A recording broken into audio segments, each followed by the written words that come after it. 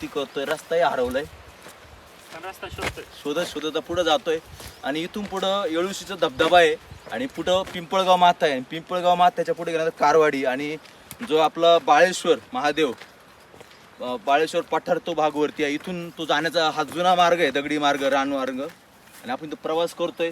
आणि या ठिकाणी तुम्ही बघू शकता हे आहे येळुशीचं धरण, अगदी छान असं भरलेलं आहे आणि सध्या पाऊस उघडलाय. पाऊस चालू असताना इथं खूप सारं पाणी असतं, इथं रोड सुद्धा नसतो जाण्यासाठी आणि खूप भारी इथं शांततामय असं वातावरण आहे. चौबाजूने डोंगर आहे.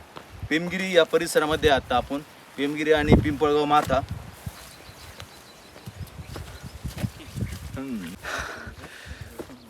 निसर्गाच्या सानिध्यात आम्ही सगळे ट्रेक करतोय.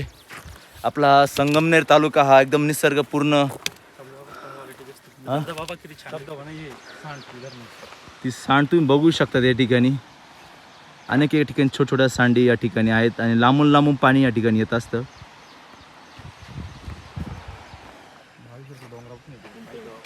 बाळेश्वरचं इकडे कसं काय पाणी इकडे येतंय. बाळेश्वरचं वाळीश्वरचं पाणी येतं इकडे. पाहिलं ते पटरावाला पाणी इकडे येतं का?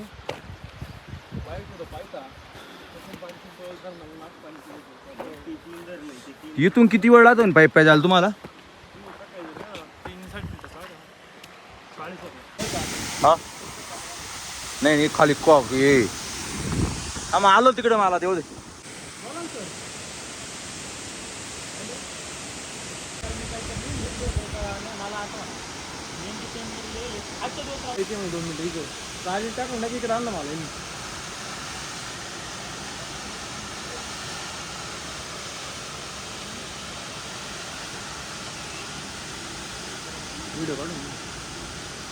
आमचं तुमचं